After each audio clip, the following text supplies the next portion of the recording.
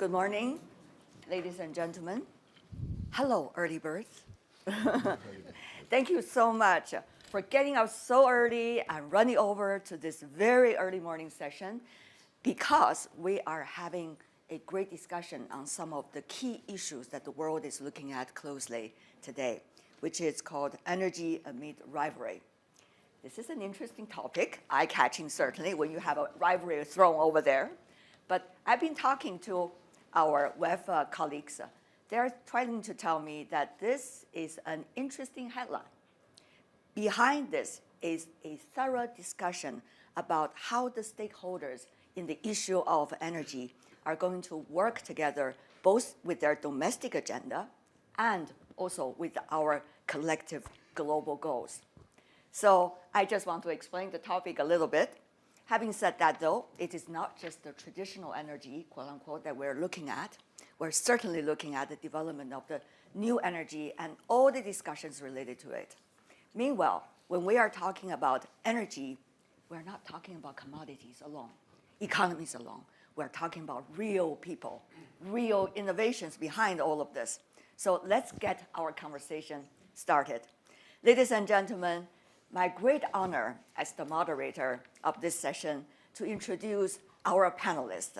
They are coming from different parts of the world and bringing in their opinions from different sectors of our economy and society.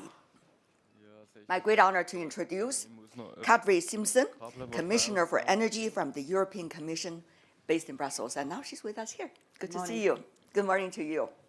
Meanwhile, Mr. Shunichi Miyanaka, who is the, good morning, chairman of the board with Mitsubishi Heavy Industries. He's based in Japan. He's also coming from the Council of International Business with World Economic Forum. Good to see you, sir. Yes. Last but not least, we are joining here by Megan O'Sullivan, who is a well-known scholar in the field.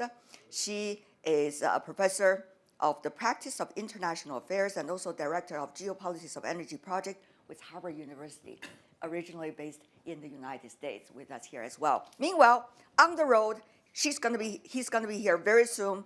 We have a Minister of Petroleum and Natural Gas and Minister of Housing and Urban Affairs from India. And Mr. Minister is going to join us very soon. Let me start by asking about the latest going on the European continent. We understand the new policies are churning out as we speak regarding the future of energy, especially new energy. And yet, how is that working together with our global goals, for example, reflected in the results of COP28? Madam Commissioner. Thank you, and once again, good morning. It's a pleasure to be with you here. And indeed, in Europe, we have finalized all the legislative pieces that will set our targets for 2030. So we know what needs to be done to achieve a significant share in our overall energy mix to be covered by renewables. We aim for 42.5%.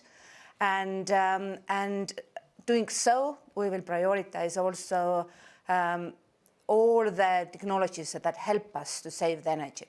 Because lesson learned from past 2 years is that despite the fact that European consumers could replace lost Russian fossil fuels by alternative suppliers, we don't want to do that because that would create unwanted consequences across the globe. Mm-hmm. And we prioritize savings. We did so.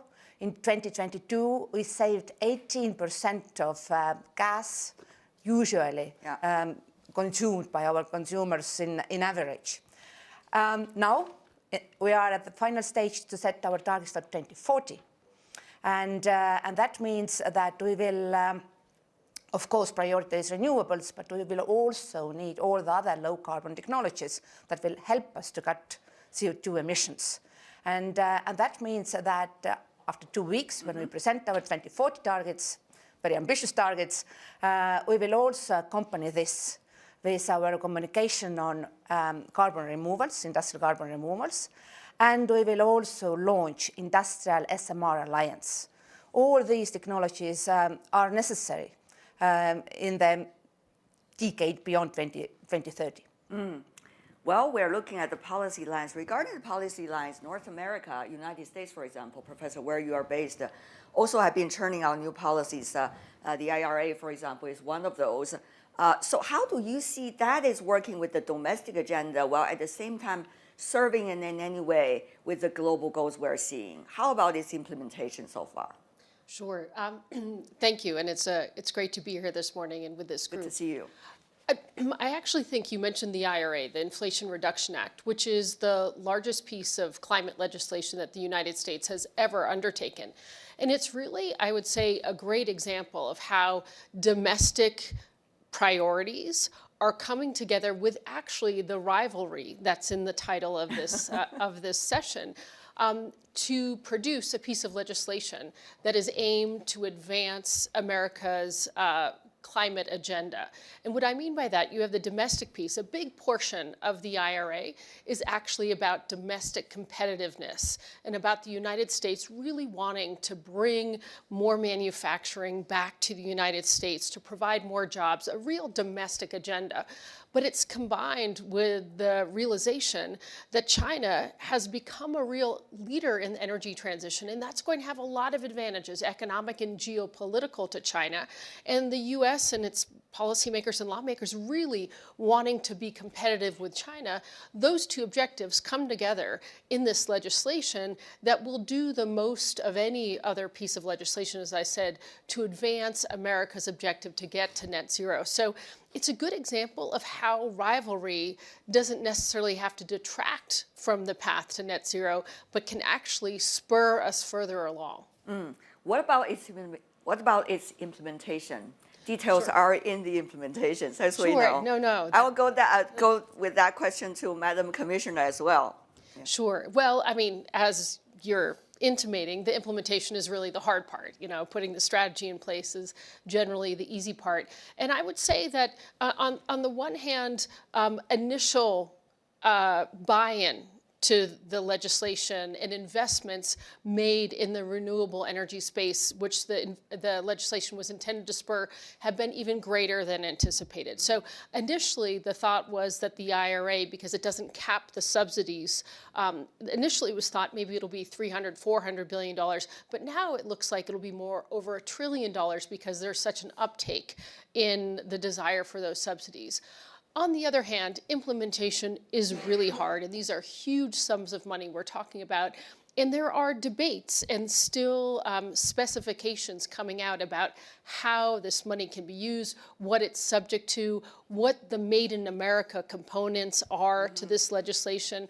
So there's internal debates within the US about it, particularly around things like hydrogen, and then there are, of course, there's a secondary reaction to our partners and allies around the world who are actually less excited about this. From their perspective, they see it more as protectionism than they see it as a climate move ahead. That's certainly one of the questions we need to handle. That is, what about the double sword interpretations of all these policies being put out? Yeah. Let's go to the industry side. Yes. Business leaders sitting here, we have 800 of them this time at the World Economic Forum. Now, tell me more, sir, about how business leaders are articulating both the grand plans these two wonderful ladies have just illustrated from their parts of the world, and what does it really mean for businesses? Yes. Thank you very much. I'm very much impressed. And I've heard the European approach and some how to overcome that kind of climate change issues, and the United States approach.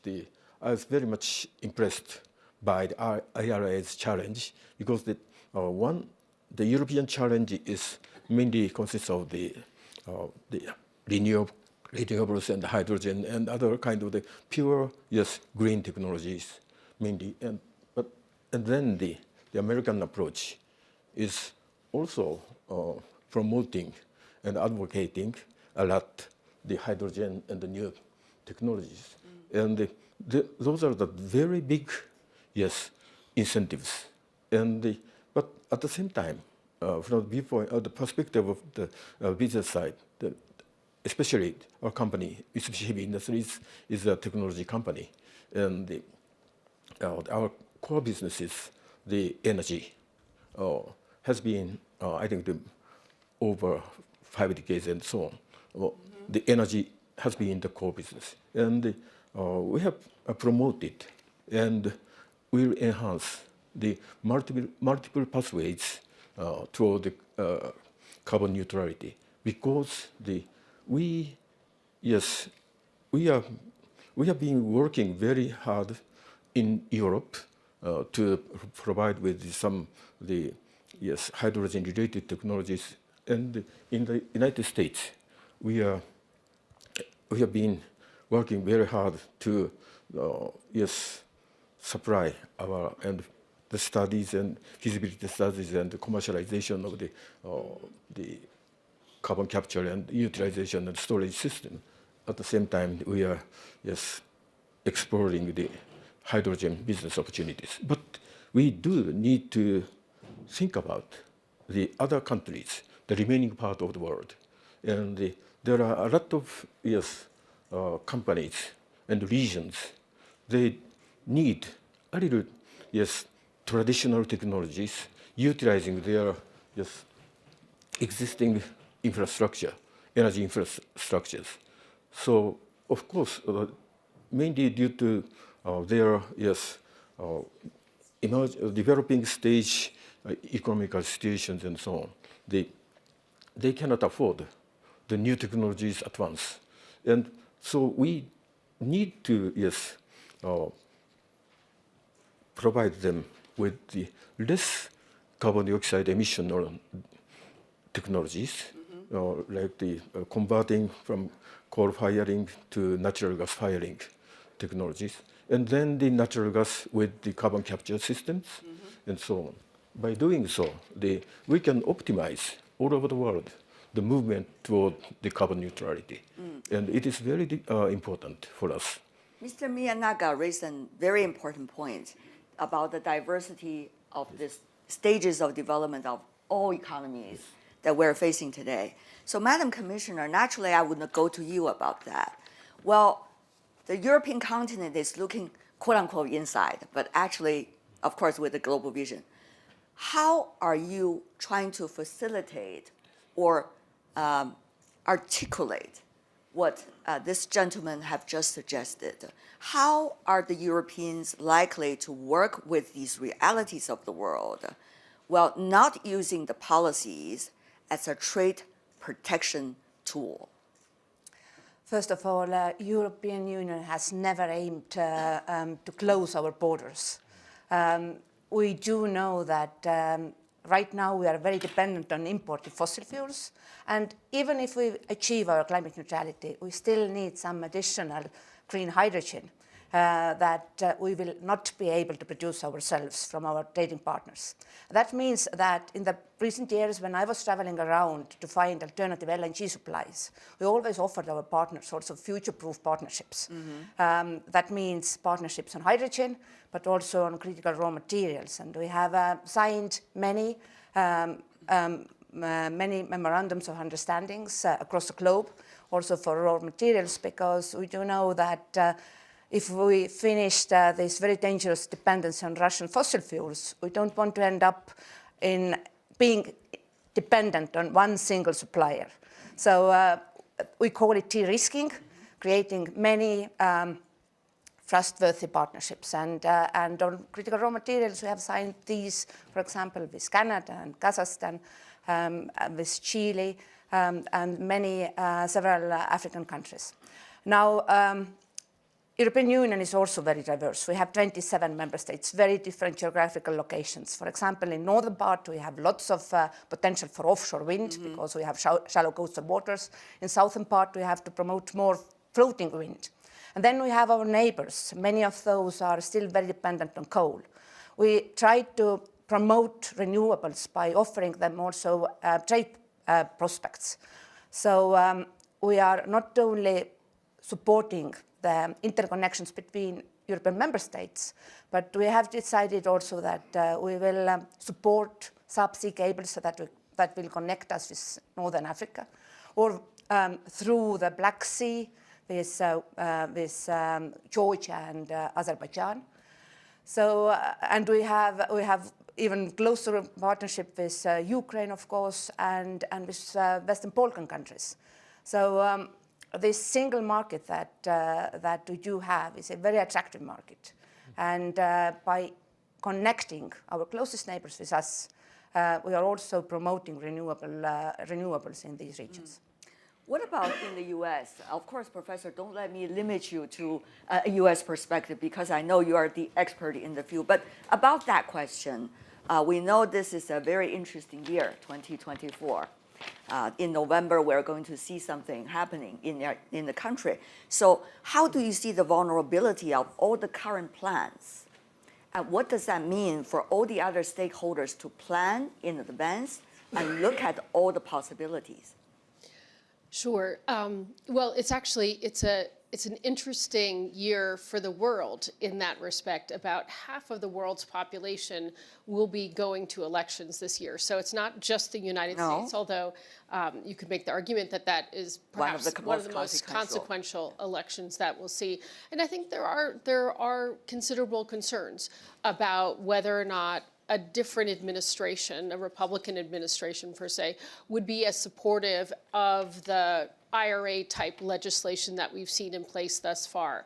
And I think the hope and expectation of many advocates of this legislation and this approach is that they are providing such broad-based benefits to the U.S. population that they're building constituencies that are not partisan in nature. So if you look at a map and you see how these different policies are expected to benefit different states and different communities, there's actually a disproportionate benefit expected to red states or Republican states. And so the idea is this, hopefully over time, will be over even the course of this year, it will be a little less politicized. So I think time will tell, but certainly we're moving in the direction where more and more of the population will benefit from some of these programs. And at the same time, it's more and more evident to the US population that climate change or a change in the weather is certainly something that affects us all in particular direct ways, with the very large price tags for reconstruction of storms and other critical weather events that have happened just in the last year. Could I just say one thing, building on your question to the Commissioner earlier about helping the developing world? Because I think it's very, as an American, I'm acutely aware, 88% of the emissions that are going to happen in the future are happening outside the United States. So it's absolutely critical to the world, if we are to make this energy transition, and if we're to do it on the time frame that we anticipate, or not anticipate, we hope for, that the developing world needs to have, needs to be brought in and needs to be assisted in making this transition at the same time. And so, like many in this room, I was at COP28 this year, and a big focus on climate finance. And I think the focus has shifted to trying to augment the huge flows of finance that are needed to get to the developing world. But we also have to think about how that finance is delivered and what that finance is for. If you speak to leaders in the Global South, and we hope we'll be joined by the minister very shortly, sometimes there's the perception that Western entities want to lend money so that the developing countries can buy goods from Western countries. Well, that's not actually achieving what is needed. What is needed is climate finance to build competitiveness in the Global South so that they can be part of the supply chain for a clean energy industry. And that is the kind of the goal, the vision that we should all have in order to make this a more equitable transition, and therefore one that can actually happen ideally on the time frame that the climate requires. Yes, just as everybody is very well aware, as the debates in COP28 and earlier, a lot of the questions are really surrounding about the traditional emitters, the storage of emissions already piled up over the history by the developed economies, and also the growth of the developing countries. But of course, we're not dividing the world into two, but rather how can we work as one? I think that is what people have realized after several years of great debate, hopefully. But go to you on that, because we see even developing economies, the business partner you're working with are very diversified. Yes. For example, some of them are raw materials providers for the new, so-called new energy. New energy, yes. And for example, some in Africa, some in Latin America, some in Asia as well. Of course, also North America and Europe, but minority. Yes. Secondly, you also see India and China. The minister will be with us hopefully soon. China, I'm originally coming from that country. You see tremendous development of a new energy. By the way, it has already become the biggest exporter of cars and vehicles, and one of the biggest exporters of new energy as well. Solar panel, everything, the list goes on. So very diversified, even looking at the so-called global south. Yes. How do you see when you are doing business with them, when you are lining up your global agenda, how will these factors work into your articulation of the policies and implementations? Yes, I think there are a variety of the wide range of the perspectives, even in the private and business sectors, like the financial institute or the trading companies or the raw material investors. Those will be influenced by the political changes and some rivalries and so on. They should be very careful and how to handle with some investment. But I think the technology side, technological solution provider, they need to continue their effort to advance their technologies and improve the more innovations, or the encourage the innovations and others. And such kind of activities and will provide the developing countries and late coming regions with the advantage, like a kind of the skipping effect, because they can skip some technologies. They can just use the new technologies, but I think but still it is very helpful for them to use and improve the existing facilities. At the same time, the jumping effect, the new technology adoptions. And then we would like to be the provider of wide range of both technologies, most advanced one and the new technologies, and the conventional, is a kind of the auxiliary technologies, but still very important and effective. And then I think to encourage that kind of activities, we should be very close, well connected with the financial institutions and others. To this part should be kept as a long-term investment, and then regardless the political changes and others. Of course, the other part, we understand the investors and others can be influenced, or could be influenced very much. Then depending on such kind of issues, but still the fundamental and basic layers of the technology side should be, and the private sector of that kind of engaged in such business, we should be very consistent and make our best efforts the continued innovations. Consistency and long-term vision. That's what you're saying, and implementation, of course. And I'm so glad, ladies and gentlemen, we are now joined by the minister from India, Mr. Hardeep Singh Puri. Minister is the Minister of Petroleum and Natural Gas, and also Minister of Housing and Urban Affairs from his country. Thank you so much, sir. Fighting all the morning traffic to get here. We really appreciate that. Earlier, we are all expecting your perspective coming from an emerging economy, a fast-growing economy, your understanding of the topic today, please. No, let me start by saying that the changes that are taking place in the world, we are facing multiple crises. And for a country like India, which now has, I think, the largest population in the world, it requires a transition to sustainability without in any way jeopardizing or undermining the need to deliver basic welfare to a large and growing population. Now, let me set the context, do some context setting on where we are just now. We are close to a $4 trillion economy, but with a lot of developmental challenges. That involves, and it's you referred to it as a fast-growing, I've also heard the word fastest growing. Well, we are currently, I think the last 3 quarters, our rate of growth was upwards of 7.2, 7.3%.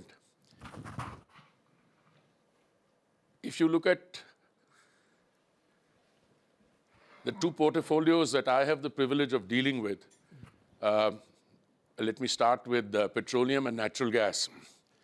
If you look at the global scenario today, India's consumption is growing at 3 times the global average. In the next 20 years or so, India will account for 25% of the energy demand of the world globally, one country.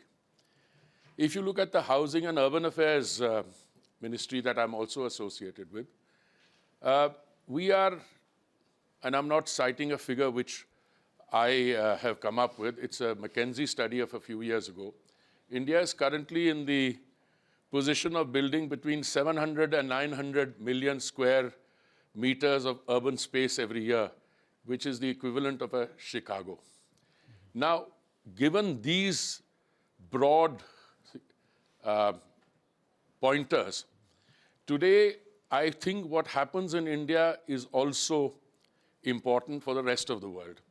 I mean, I was at Davos, I think it was 2 years ago, when the Russia-Ukraine military factor was very much in everybody's mind. I said then, and I say that now, that all these new challenges that we have to face them pragmatically. And I say this not to provoke anyone, but to just mention, if India had chosen at that point of time not to be pragmatic, we would have had a situation where oil would have gone beyond $200. Why? Because then India cannot stop. We import 85% of our crude. And we have to deal with issues of availability, affordability, and sustainability. If India had allowed itself to be put into a situation where we were to draw on the same resources, but other parts of the world did not take the kind of position we took. We are acutely conscious of that. And as a result of which, if you look at the LNG market, I mean, you can quantify what the cost has been to them. But today, for us in India, I think it's paramount that we achieve all this, which I mean availability. There's never been any difficulty on that. Affordability, yes, I think we are one of the few countries, Miyanaga-san would perhaps know that. I think Japan is another country where oil prices in the last 2 years at the bunk have actually declined. In India, the cost of petrol over the 2 years. Why? Because we've had to forego central government revenue. Because at the same time, whilst we were feeding 800 million people 3 meals of dry ration in a day, something which we are continuing for 5 years. So I would say that in these new challenges which arise and how we face them, there is a very strong this thing, but there is also a global commitment. We have not allowed our domestic preoccupations to in any way undermine or dilute our commitment to sustainability. And that's brought out in biofuels, We are making rapid progress in what we are doing for green hydrogen, etc. Okay. I see a key word that you just mentioned, Mr. Minister, which is pragmatism. How is that articulated and also interpreted, Madam Commissioner, from your side? Well, I just want to comment that India held last year the presidency of G20, and it was very strongly, well, so that India presented this pragmatic approach. From European Union point of view, we did our utmost to avoid implications that will put the rest of the world in very bad position, despite the fact that gas crisis was artificially created by Russia. This was not a result of sanctions, but it was unilateral decision made by Russia to cut gas supplies to European companies, despite the fact that they had long-term contracts. And as a result, yes, European companies had to find some alternatives, and LNG was a solid alternative. But we knew that we cannot cover all the lost volumes from Russia with LNG, because otherwise it would have created huge deficit. And that's why we promoted fuel switch. Where it was possible, we replaced gas with renewables. And just listening now that the demand in India will grow so fast, the cheaper alternatives to cover this demand are always homegrown renewables, just not to be so dependent on imports. That what we did 2 years ago was first year in Europe where we produced more electricity from wind and solar than from gas. And last year, 2023, was even better. We do have very ambitious plans for our offshore wind, and that means that we have to promote all the actions to expand our grids. And I think that this is one sector where we can share our knowledge, how to interconnect different markets and how to use the existing grids in maximum. And this is something that we are doing also. We do have these special partnerships. We call them just energy transition partnerships, where we help countries across the globe who are very dependent on coal right now to opt for cleaner alternatives. So we are very pragmatic. We do understand that even if Europe is climate neutral, this is not enough. We need to find partners, and we are willing to share our knowledge and our technology. As we all know, Professor, it is really not about political correctness, but really it is about making all the economies benefiting from the latest discussion that we're having. But here comes an interesting issue. Raw material is an important one. Yes. Our business leader just mentioned. For example, let's just say a country in Africa on its way to prosperity, but facing many challenges. But there are also a lot of developing economies in Africa that are doing very well. But what I'm just saying is an abstract example, not to mention anybody's name. It has the best raw materials for some of the renewable energies that we need in the world. We see this tremendous competition looking for these raw materials. But at the same time, people are also concerned whether the old story will be repeated again, that the raw materials will be out of that country for exports at a price, sounds reasonable, but still that country will continue to be poor, which we saw decades already happening. So are we really doing things to make sure those stories are not repeated? If you look at our audience today, they're coming from everywhere. Maybe they have their own stories to tell later in our Q&A session. But this is one of those things in people's mind. We really need to address this. Professor, your thoughts on this? Sure. I think you're addressing a number of things in the abstract example in the anecdote story. Right, which could be conceived as you're talking about the Congo and cobalt, or there are places that really are very dominant right now in the clean energy supply chain. And I would say there's a couple of concerns here. One is on the side of the countries looking to secure those materials in terms of what is required there. And the commissioner mentioned that it's just sensible, pragmatic, strategic, not to be overly reliant on one player in the market, not just for the production of these raw materials, but for the processing as well. And that's where the supply chain actually gets very, very constricted, is because so many of these minerals are actually processed in China. So they may be produced around the world, but they're processed in one country. And that creates bottlenecks, potentially geopolitically or for natural disasters or for any types of reasons. So I think on the one hand, from the perspective of the consumer, there's the need to diversify the suppliers. From the perspective of the producer, the Congo or another country that may have this, there is, I would say, an imperative to see that this race to secure these raw materials leads to broader-based development and doesn't recreate what has been known as the resource curse in a lot of other countries that have been able to develop and export oil that has come with a certain number of development challenges. And here, I'd say we still have a long way to go to make sure that the investments going into these raw material productions are ones which can be broad-based, and I think there's a role to develop international standards here so that you can have agreements among countries, and there are efforts in progress where there can be an agreement. If you uphold these standards in terms of labor and other factors, then you'll have access to concessional financing. Pragmatism is also what I heard from Mr. Minister. Of course, what you have said is a beautiful picture, and yet sometimes we know beautiful pictures might not function at any time.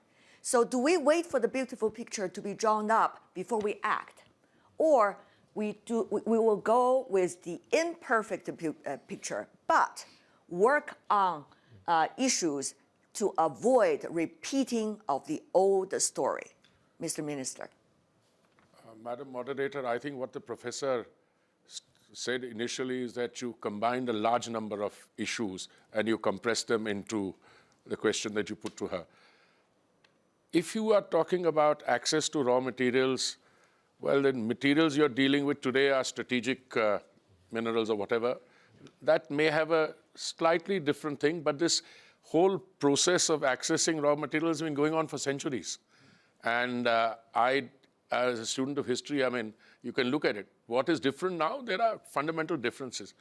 I think what we have to take into account is today, and I speak from my Indian experience, there are literally millions of people in different parts of the world who require access to clean energy. I'll give you one of our schemes, which is the Ujjwala scheme, which involves providing liquefied petroleum gas, LPG, to economically weaker sections of our population. And we've already handed out about 110 million of those connections. And that the gas that is supplied there for cooking purposes, otherwise they are using firewood, coal, and all this. So if you have to wean them away, and we subsidize it marginally at the point of, it's a consumer's subsidy. We have also taken electricity to every household, clean drinking water to every household. I think there are large parts of the world. Now, if you're talking about extractive industries in parts on large continents where they are rich in terms of minerals, yes, I think we have to ensure that the benefits of that also go down to their population. The professor was mentioning standards. I mean, those have been discussed. I've been a diplomat professional 39 years, so we've discussed labor standards, we've discussed other issues. Clearly, that didn't go far enough. It didn't go far enough. And so many attempts have been made because people mouth those platitudes, if I may, but we don't act. Now, what do we need to do? I think fundamentally to bring people in, if you're talking about Africa, I don't have no intention of Africa, large parts of Latin America and other parts of the world, we need to take those benefits of development to those people. Well said, Mr. Miyanaga. Yes. I think for raw material, and it is very crucial. And and I think it will take to complete the full process of new development of the raw materials or from extractions and the refinings and smelting and the selection and smelting and the product manufacturing, and then all such investment will be will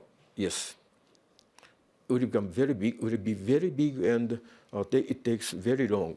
And investment recovery, yes, and also the most advanced technology should be applied to the I think the new investment, and then I think there will be a lot of, but at the same time we do hope such kind of technology will be supported by the new energies and green energies and less carbon dioxide emission technologies and so on. And then such kind of overall investment will be secured through some international scheme. That will be very important, because I think without that kind of security, we cannot devote ourselves to such kind of improvement, development, and supply the equipment. And I think probably in the pretty near future, I do hope, personally and as a management of business, private sector, yes, there will be such kind of another scheme, international scheme to secure that kind of the raw material development in the other countries, and hopefully in developing and emerging countries. It will help their growth. Thank you very much. I think we have very limited for questions time, but I do want to invite expertise coming from the audience. Maybe we quickly have 2 questions. No time? Oh, okay. Sorry, everyone. Well, thank you so much, all the panelists, for your wonderful input coming from different perspectives. I'm sure discussion like this will continue, and it's very important that we are all involved in such discussions. Appreciate it. Have a great day. Thank you. Thank you.